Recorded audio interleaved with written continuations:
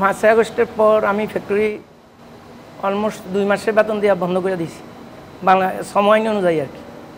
বন্ধ করে দেওয়ার পর আরও 1 মাস পরে ব্যাংকের কিস্তি না দেওয়ার কারণে আমি ঋণ খেলাপি হয়ে গেছি। আর আমার যেসব বায়ার ছিল মেনলি আমেরিকান আর কানাডার কাজ রানিং চলতেছিল। আর একদিন আগে আমি বাহরাইনের মাল শিপমেন্ট করছি, আমার ভাগ্য ভালো। তখন এই মালগুলো বাহরাইনের মাল যাওয়ার পর কানাডার মালগুলো আমার রানিং চলতেছিল।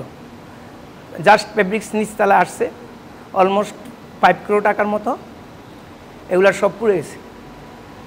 তারপরে ব্যাংক আমাকে 8 তারিখে ক্লাসিফাইড ঘোষণা করছে।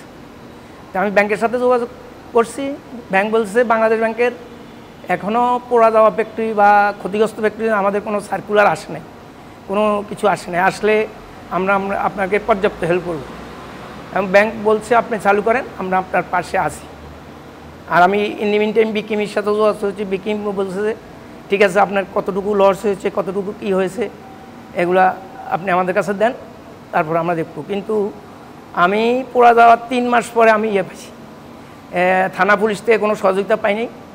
3 মাস পর আমি পেয়েছি, আপনার জিডি কপি পেয়েছি। জিডি কপি ছাড়া ইন্স্যুরেন্স ক্লেম করা যায় না।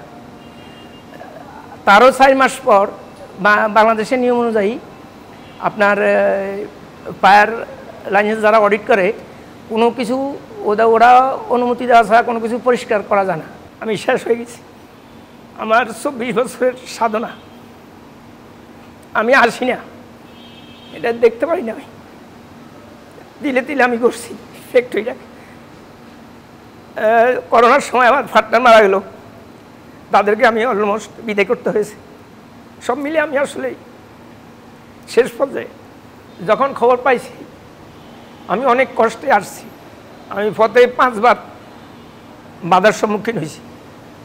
পরে আমি রাত 2টা এখানে আসছি, আমার স্টাফরা আগুন বেটা, সেখানে 1 হাঁটু পানি ছিল। সবাই আমাকে পাশে আমার মামার মেয়ে ওখানে নিয়ে আমাকে বসাচ্ছি যে স্যার আপনি দেখলাম আপনার ওপেনারটা রুগী, আপনার আবার হয়তো স্টক করতে পারেন, এই জন্য ওরা আমাকে ওখানে নিয়ে বসাচ্ছি। তারপর আমি আবার দেখে ব্যাক করে চলে গেছি। আসলে আমি আসি না, আপনি বলাতে আসছি, আমি আসি না। আসলে আমি আমার সহ্য হয় না, এই জন্য আমি আসি না। আসলে আজকে অলমোস্ট 9 মাস পরে আসলাম। আপনারা দেখতে পাচ্ছেন কী অবস্থা।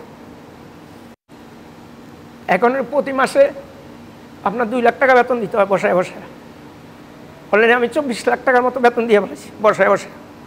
আরও প্রায় 30 লাখ টাকার মতো 2 মাসের বেতন ফ্যাসিলিটি সহ দিয়ে তারপরে বন্ধ করতে হয়েছে।